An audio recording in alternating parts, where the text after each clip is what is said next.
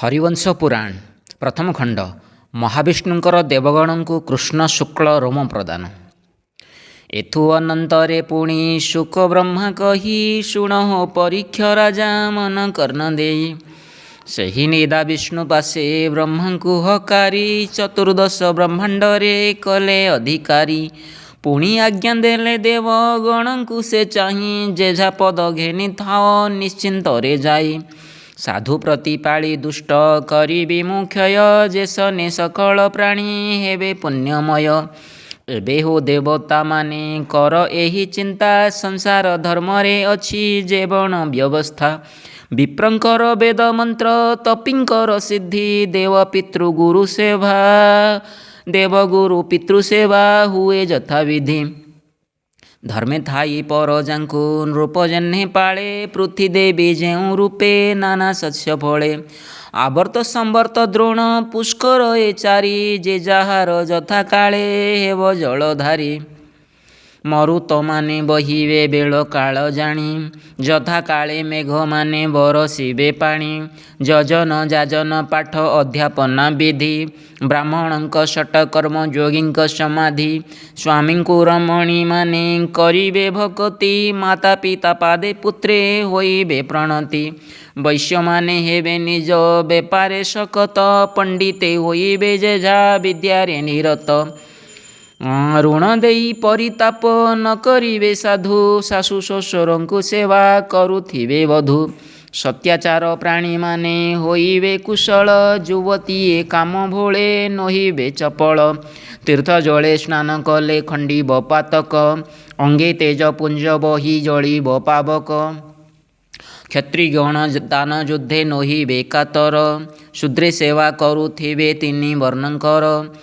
तरु माने फल फली लोटिबे महीरे सबु प्राणी माने थिबे जे जाहा धर्मरे। जे जाहा निजोगे तुम्भे पाଳିब धरणी आनंदरे बिहरिबे जीव जंतु पाणी। दुष्ट कंस दर्पे भय पाई सर्वदेवे आंभर छामुरे आसी जणाइले जेवे। सबु उपद्रव आंभे करिबु विनाश अल्प दिने पृथ्वी देवी होइबे उश्वास। अनेक दानव आंभे रणे करी हत महाभारा संहारिण रखिबु जगत। ए सनक आज्ञा देई प्रभु श्री बची कृष्ण शुक्ल बेनी रोम देले तांकु जाची। ब्रह्मा को एमंत कही देले बेनी रोम देवकी गर्भरे नेई कराइब जन्म। अपूर्व ए बेनी रोम देख कुशधर नील धवल बलिण नाम एहांकर। परम निरंजन ए रोम विश्वमूर्ति एदी उइरु रामकृष्ण हेबे उत्पत्ति। से फेड़िवे तुम्भ कष्ट असुरंकु नासी तेवे से निश्चिंते हेबे स्वर्गपुरवासी।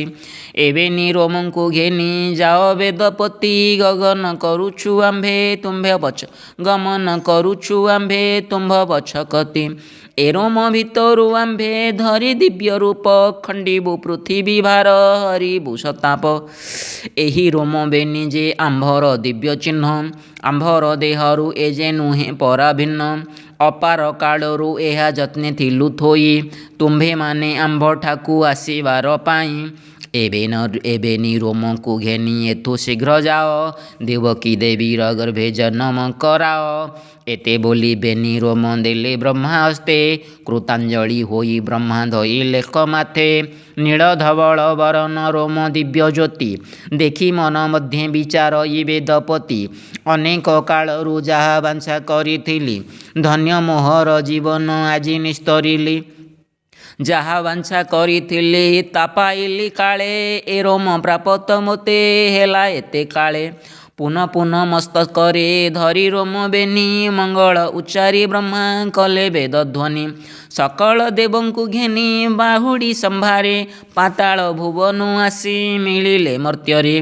जे जाहा जान वाहन आरोहीण बेगे एक मुखे चलिले क अंतरिक्ष मार्गे। 23 कोटि देवता एक रुंड होई सुमेरु पर्वत शिरे विजे कले जाई। देवतांक आगमन देखी विश्वकर्मा तक्षणे निर्माण कला सभा जे सुधर्मा। 23 कोटि देवंकु भिन्नासन कला ଯେ ଯାହାର ଅନୁରୂପେ ଖମ୍ବେ ଖମ୍ବେ ଦେଲା। ମୁଁ କିସ କହିବି ଅବା ଶେଷ ଭାର ଗୁଣ, ଯେ ଯାହା ବାଞ୍ଛଇ ତାହା ମିଳଇ ତକ୍ଷଣ। ସମୁଦ୍ର ମନ୍ଥନୁ ହେଲା ସେ ସଭା ଉତ୍ପନ୍ନ, କ୍ଷଣ କ୍ଷଣ କେ ସେ ଧରେ ଆନ ଆନ ବର୍ଣ୍ଣ। ପ୍ରତ୍ୟକ୍ଷରେ କାମଧେନୁ ସେ ସୁଧର୍ମା ସଭା, ଯହିଁରେ ବସିଲେ ବୃଦ୍ଧ ହୁଏ ନବଯୁବା। ଅବସନ୍ତେ ବସନ୍ତ ଯେ ବହେ ଘନ ଘନ, ଜାତୁଲେ ତୁଳନା ନୁହେଁ ଚୈତ୍ର କାନନ। କ୍ଷୁଧା ତୃଷ୍ଣା ନିଦ୍ରା ତିନି ନ ପଶନ୍ତି ତହିଁ, ଯହିଁରେ ସୁଧର୍ମ ବିନା ଅନ୍ୟ କଥା ନାହିଁ। ଯେତେ ଲୋକ ବସିଥାନ୍ତି ସେ ସଭା ଉପରେ, କେଭେ ମିଥ୍ୟା ନ ଆସଇ ତାଙ୍କ ବଦନରେ। 400 ଯୋଜନ ଅଟେ ସେ ସଭାର ସ୍ଥଳୀ, କାମରୂପ ଧରଇ ସେ ନୁହେଁ ପରିକଳି। 12ସ୍ୱତୀ ମଣ୍ଡପ ସେ ଅଟେ ଶୁଦ୍ଧ ଜାତି, ଯେତେ ବିଚାରିଲେ ତେତେ ବଡ଼େ ଦୀର୍ଘ ପ୍ରତି। ଚତୁର୍ଦ୍ଦଶ ଭୁବନରେ ଯେତେ ପ୍ରାଣୀଛନ୍ତି, ତହିଁରେ ବସିବା ପାଇଁ ତପ କରୁଛନ୍ତି। ସୁଧର୍ମା ସଭାରେ ଅଛି ଏସନକ ବିଧି, ବସିବା ମାତ୍ରକେ ମିଳେ ସବୁ ସିଦ୍ଧି ବୁଦ୍ଧି। ଯେତେକ ଜୀବଜନ୍ତୁ ସେ ସଭାରେ ବସନ୍ତି, ଯେ ଯାହାର ଅନୁରୂପେ ସର୍ବେ ସ୍ଥାନ ପାନ୍ତି। ଅପୂର୍ବ ମହିମା ତାର ନୁହଁଇ କଳନା, ଅଧିକ ନୁହଁଇ କେବେ ନ ହୁଅଇ ଊଣା। ଧବଳ ନୀଳ ସୁରଙ୍ଗ ଅପୂର୍ବ ଚାନ୍ଦୁଆ, ଇନ୍ଦ୍ର ଗୋବିନ୍ଦ ପାଟ ଯେ ସୂଚି କମନୁଆ। କେଳି କଣ୍ଠ ସଦୃଶରେ ବିଚିତ୍ର ବସନ, ଊର୍ଦ୍ଧ୍ୱଭାଗେ ଖଞ୍ଜା ହୋଇ ଦିଶେ ଆନୁଆନ। ନେତ ପତନି ଚିରାଳ ଉଡ଼େ ନିରନ୍ତରେ, ଉଭା ତୃଣମାନ ଲମ୍ବି ଥାଏ ପୁରେ ପୁରେ। ସକଳ ଚାମର ପାଟ ଝୁମ୍ପାର ଖଞ୍ଜଣି, କେରା କେରା ହୋଇ ଲମ୍ବେ ଇନ୍ଦ୍ର ନୀଳମଣି। ତାରାବଳୀ ମୁକୁତା ଯେ ଚଉକତି ଗୁନ୍ଥା, ମଝିରେ ଖଞ୍ଜିଲେ ମଣି ମାଣିକ୍ୟ ସୀମନ୍ଥା। ସୁବର୍ଣ୍ଣ ନିର୍ମିତ ଘଣ୍ଟି ଘାଗୁଡ଼ିର ମାଳ, ମଧ୍ୟେ ପାଟ ଝୁମ୍ପାମାନ ଦିଶେ ଝଲମଲ। ଯାଇ ଜୁଇ କନିଅର ବକୁଳ ମାଳତୀ, ଅଶୋକ କୁମୁଦ କୁନ୍ଦ ଚମ୍ପକ ସେବତୀ। ପାରିଜାତ ଆଦି କରି ନାନା ପୁଷ୍ପହାର, ଖଞ୍ଜା ମୂଳେ ବନ୍ଧା ହୋଇ ଦିଶେ ମନୋହର। ରସାଣିଲା ସୁବର୍ଣ୍ଣର ପାନପତ୍ର ଝଳି, ମଧ୍ୟରେ ଖଞ୍ଜିଲା ନେଇ ମରକତ ମାଳି। ହୀରାର ପଗଡ଼ି ଘଣ୍ଟି କଳସରେ କମ, କାନ୍ଥରେ ପିତୁଳାମାନ ଦିଶନ୍ତି ସୁଷମ। ଧାଡ଼ି ଧାଡ଼ି ରେଖା ରେଖ ବଖରାର ଜ୍ୟୋତି, ଆଡ଼ ଓହଡ଼ ବଙ୍କିମ କେହି ନ ଦିଶନ୍ତି। ଫୁଟାଇଛି ପଦ୍ମମାନ ରତନେ ସଜାଇ, ସୂର୍ଯ୍ୟପ୍ରାୟ ଦିଶନ୍ତି ଯେ ଖମ୍ବେ ଖମ୍ବେ ରହି। ହୀରା ନୀଳା ଆଦି ଅଷ୍ଟ ରତ୍ନରେ ଜଡ଼ିତ, ହେବାରୁ ସେ ମହାସଭା ଦିଶଇ ଶୋଭିତ। ବିଶ୍ୱକର୍ମା ଗଢ଼ିଅଛି ବହୁ ମୂର୍ତ୍ତି ଧରି, ବଖରା ପିତୁଳିକମ ଭିନ୍ନ ଭିନ୍ନ କରି। ରତ୍ନମୟ ସିଂହାସନ ସ୍ଫଟିକର ପିଢ଼, ରୂପିଲା ମରକତ ସ୍ତମ୍ଭ ଆଉ ଜାଣି ମାଢ଼। ବସନ୍ତି ଦେବତାମାନେ ଯେ ଯାହାର ସ୍ଥାନେ, ଏକକୁ ଆରେକ ତହିଁ ନ ଦେଖେ ନୟନେ। ସେ ସଭାକୁ ଅନ୍ୟ ଜନ ନ ପାରଇ ଚାହିଁ, ଶବଦ ମାତ୍ରକ ଶୁଭେ ନ ଦିଶନ୍ତି କେହି। ରେଖ ରୂପ ବର୍ଣ୍ଣ ଚିହ୍ନ ସବୁଠାରେ ଅଛି, ଦୃଷ୍ଟି ପ୍ରସରିବା ଯାଏ ନ ଦିଶଇ କିଛି। ତପବଳେ ପ୍ରାଣୀ ଯାଇ ସେ ସଭାରେ ବସେ, ପାପୀ ନୟନକୁ ତାହା କେବେ ହେଁ ନ ଦିଶେ। 4 କ୍ରୋଶ ଯାଏଁ ଉଚ୍ଚ ଅଟେ ତାର ପିଢ଼, 98 ପାବଚ୍ଛରେ ହୋଇଛି ନିବିଡ଼। ଚନ୍ଦ୍ରକାନ୍ତ ପାଷାଣରେ ସୋପାନ ଗଢ଼ିଛି, ଅମୂଲ୍ୟ ରତନମାନ ଖଞ୍ଜା ହୋଇଅଛି। ସ୍ତମ୍ଭର ଉପରେ ପିଢ଼ 3 ଜୁଣ ଉଭା, ତଥିପରେ ଶୋଭାବନ ଦିଶେ ସ୍ୱର୍ଗସଭା। ଚନ୍ଦ୍ରମା କିରଣ ଜିଣି ଦିଶଇ ଧବଳ, ଗଗନରେ ଆର୍ଦ୍ରାବଳୀ ଯେସନେ ଉଜ୍ଜଳ। ସୁବର୍ଣ୍ଣ କଳସ ପରେ ବିତପନ ଉଡ଼େ, ନୀଳ ମେଘରୁ ବିଜୁଳି ଯେହ୍ନେ ଖସି ପଡ଼େ। ସମୁଦ୍ର ଲହରୀ ପ୍ରାୟ ଉଡ଼ଇ ଚିରାଳ, ସମୁଦ୍ର କଳସ ଜ୍ୟୋତି ଦିଶେ ଝଲମଲ। ଆବର୍ତ୍ତକ ସମ୍ବର୍ତ୍ତକ ଦ୍ରୋଣ ଯେ ପୁଷ୍କର, 4 ମେଘ 4 ପିଢ଼ ସୁଧର୍ମା ସଭାର। ସତ୍ୟ ଆଦି 4 ଯୁଗେ ମୂର୍ତ୍ତିବନ୍ତ ହୋଇ, ସେ ସଭାର 4 କୋଣେ ହୋଇଛନ୍ତି ରହି। ପବନ ବରୁଣ ଅଗ୍ନି ଆବର ପ୍ରଚଣ୍ଡ, ଏ 4 ହେଁ ହୋଇଛନ୍ତି 4 କୋଶ କାଣ୍ଡ। 4 କୋଣ କାଣ୍ଡ, ପୃଥ୍ୱୀ ଆଜ ତେଜ ବାୟୁ ଆକାଶ ଯେ ପୁଣି, ସୁଧର୍ମା ସଭାରେ ଏ ଯେ ହୋଇଛନ୍ତି ଶ୍ରେଣୀ। ବାସବଙ୍କୁ ଆଦି ଯେତେ 33 କୋଟି, ନିଜ ଅଂଶେ ହୋଇଛନ୍ତି କତାରୁଅ ଗଣ୍ଠି। ଅବିଚ୍ଛନ୍ନେ ଚନ୍ଦ୍ର ସୂର୍ଯ୍ୟ ରହିଛନ୍ତି ଚାହିଁ, ସନ୍ତତରେ ଜ୍ୟୋତିର୍ମୟ ଦିବାରାତ୍ର ନାହିଁ।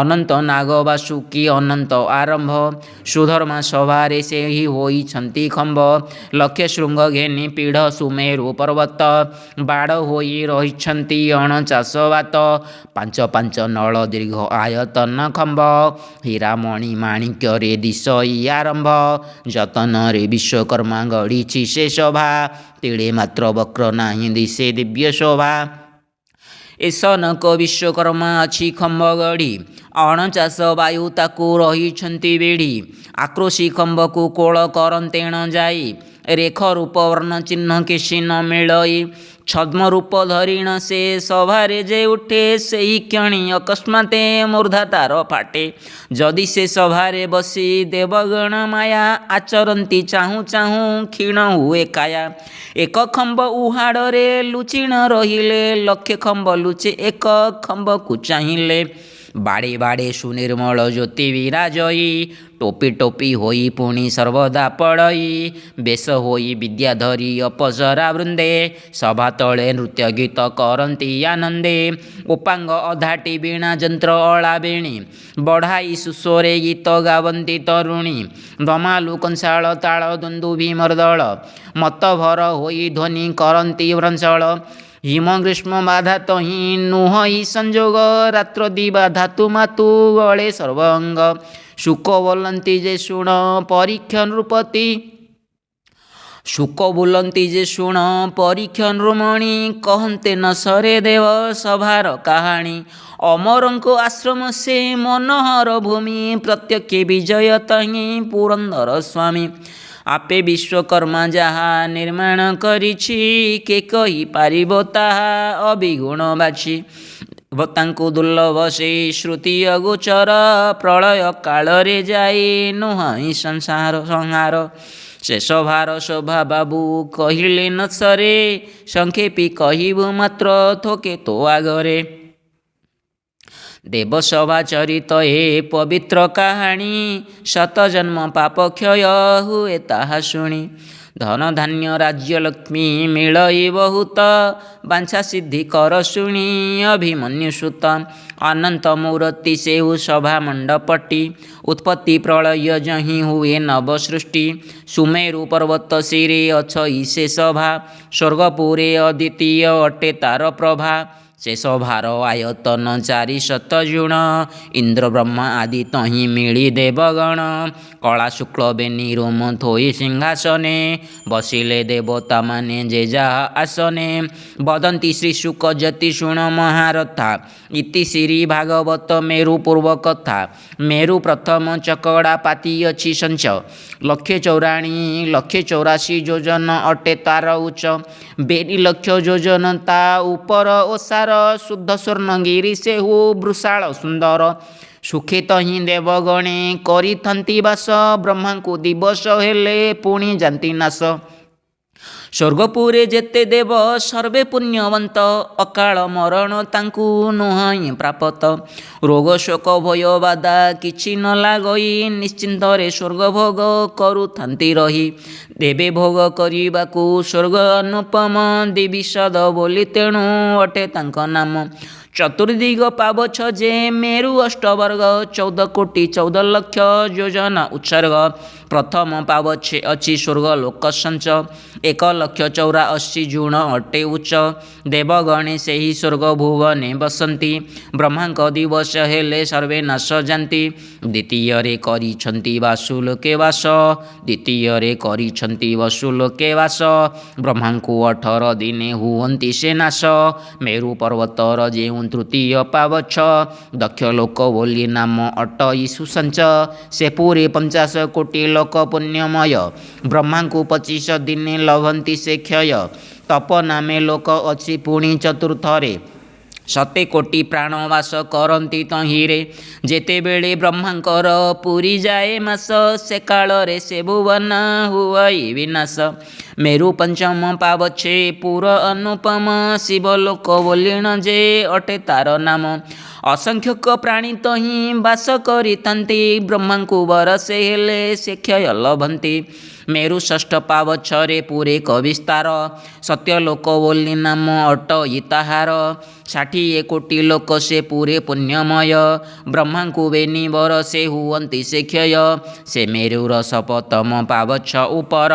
मेरु लोक बोली तहीं अच्छी एक पुर सेठारे 70 कोटी प्राणी रही थांती ब्रह्मांकर 5 वर्षे मरण लभंती अष्टम पावच्छे पुणी पुर अनुपम गगन लोक बोलीण से पुरर नाम 180 कोटी प्राणी बसी थांती तहीं ब्रह्मांकर 10 वर्षे क्षय जाती से ही नवम पावच्छे पुणी मेरु पर्वतर सत्यलोके नाम अच्छी पूरे कविस्तार 87 कोटी लोक तहिरे बसंती ब्रह्मा को 15 वर्षे सेहु नाश जाती पुणी मेरु पर्वतर पावछ 10 में निरंजन लोक बोली अच्छी एक ग्रामे 97 कोटी लोकंकर तहि स्थान ब्रह्मांक 25 वर्षे हुअंती से लीन एकादश पावछरे पुणी एही रीति निराकार बोली पूरे अच्छी दिव्य ज्योति ध्रुव आदि करी जेते महात्मा पुरुष बेनी शत संख्या तहीं करिछंती वास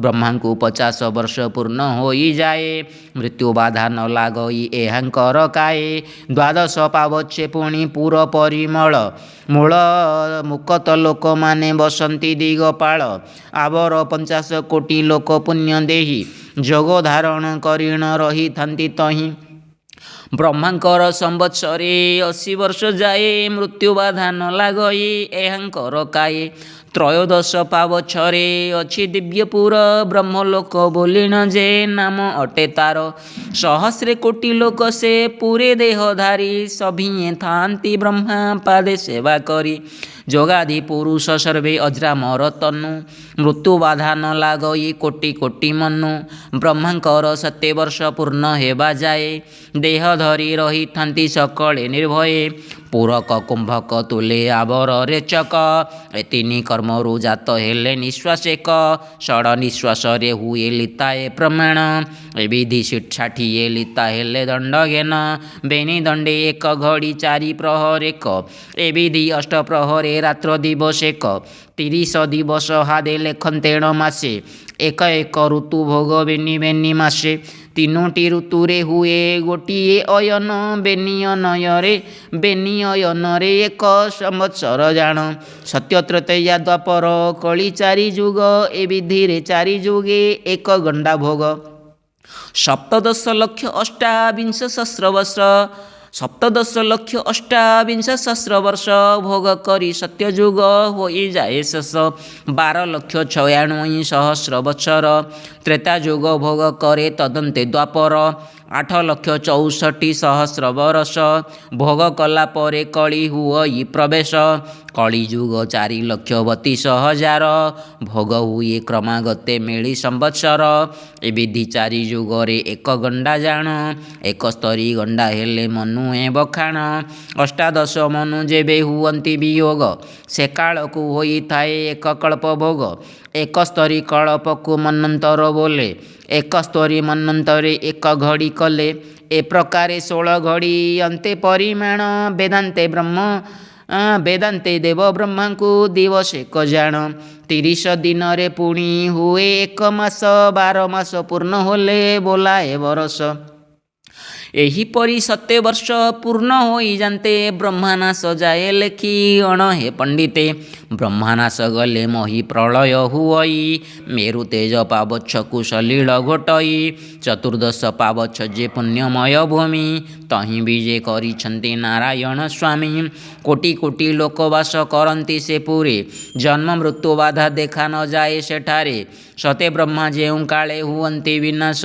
से विष्णु लोकरे हुए कई निमिष से पुरर महिमा को पटान्तर नाही अनादि पुरुष विजे करिछन्ति तहीं ए विधि 14 पावच्छरे मेरुगिरि चतुर्दश भुवन को रखिअछि धरी उपरे 14 लोक तले लोक 7 एही मते 21 लोक आतजात शुण हे परीक्ष राजा कहन्ति से शुक एपरि बहिछि मेरु 21 लोक मेरु पर्वत को वेढ़ी अछि अष्टगिरी पवन देवता तहीं रहिछि आबोरी मेरु पूर्व भागे अछि गिरि हिमवंत ईश्वरଙ୍କ ଶ୍ୱଶୁର ସେ ପାର୍ବତୀଙ୍କ तात ବିଶୁଦ୍ଧ ସ୍ଫଟିକ ପରି ସେ ଗିରି ଧବଳ ତହିଁରେ ବସନ୍ତି ଇନ୍ଦ୍ର ପୂର୍ବ ଦିଗପାଳ 70 ଯୋଜନ ଉଚ୍ଚ ଅଟେ ସେ ପର୍ବତ ଦେବଗଣେ ତାକୁ ପୂଜା କରନ୍ତି ସତତ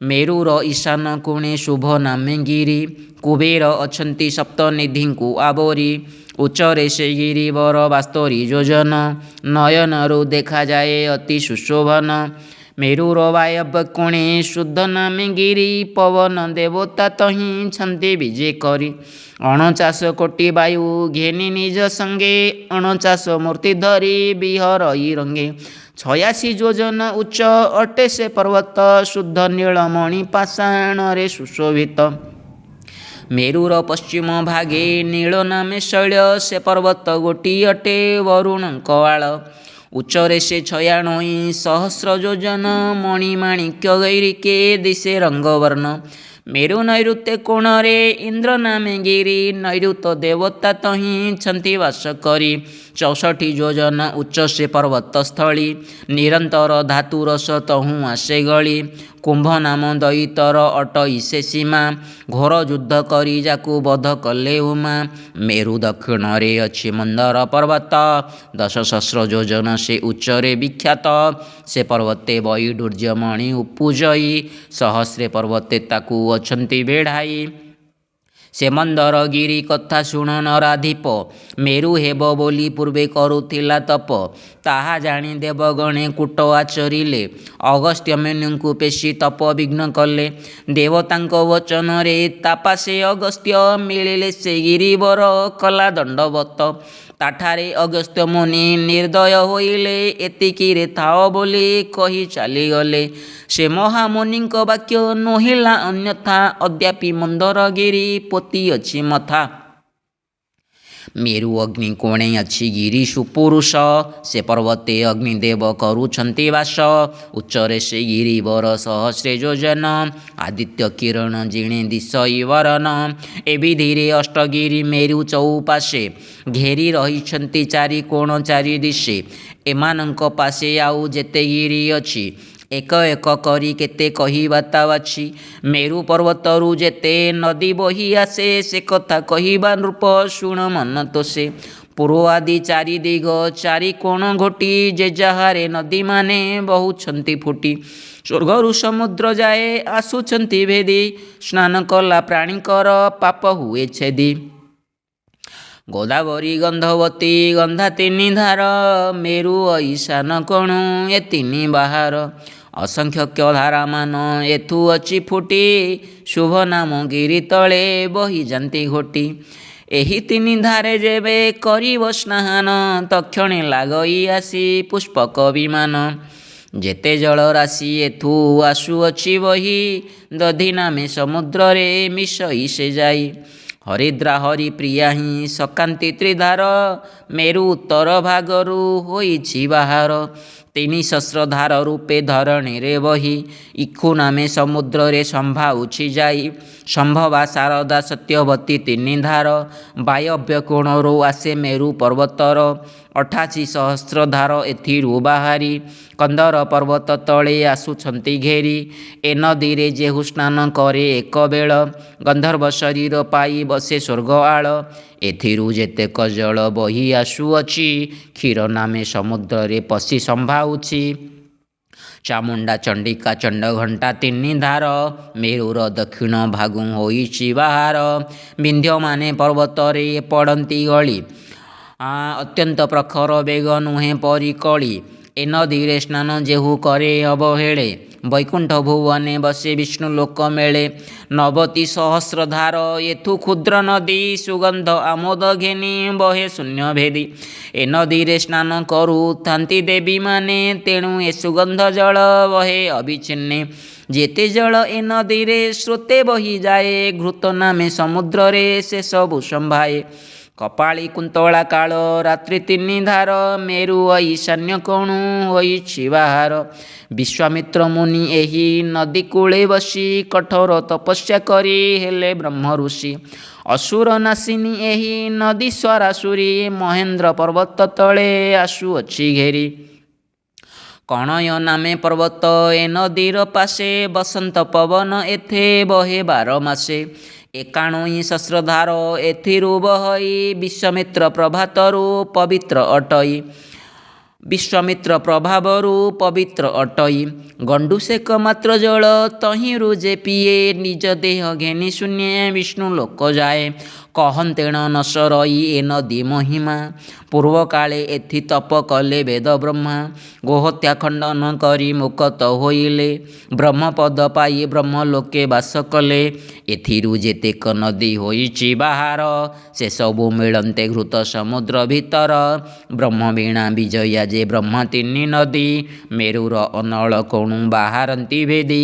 ମନ୍ଦର ନାମ ପର୍ବତ ଉପରେ ଯେ ପଡ଼ି ପବନହୁଁ ବେଗେ ଆସି ପଡ଼ିଅଛି ଗଡ଼ି। 93 ସହସ୍ରଧାର ଖଟି ତାଙ୍କ କତି ଧବଳ ନୀଳ ପିଙ୍ଗଳ ହରିତାଳ ଜ୍ୟୋତି। ଗଣ୍ଡୁଷ ପ୍ରମାଣୀ ଏଥୁ ପିବନ୍ତି ଯେ ଜଳ ସହସ୍ର କଳ୍ପ ଯାଏ ପାନ୍ତି ଯୁବାବଳ। ମଧୁବନ ବସନ୍ତ ବହଇ ଘନ ଘନ ନବସାଜେ ବିଭୂଷିତ ଗହନ କାନନ। ଝିଙ୍କାରି ଶୁକ ପିକ କରନ୍ତି କୋଳାହଳ ସୁସ୍ୱାଦୁ ତଟିନୀ ତହିଁ ବହେ ପୁଣ୍ୟ ଜଳ। ଶଙ୍ଖଧ୍ୱନି କରନ୍ତି ମୋହନ୍ତି ସୁରମୁନି ଶୁଷ୍କତରୁ ପଲ୍ଲବୀ ଉଠଇ ବାଣୀ ଶୁଣି।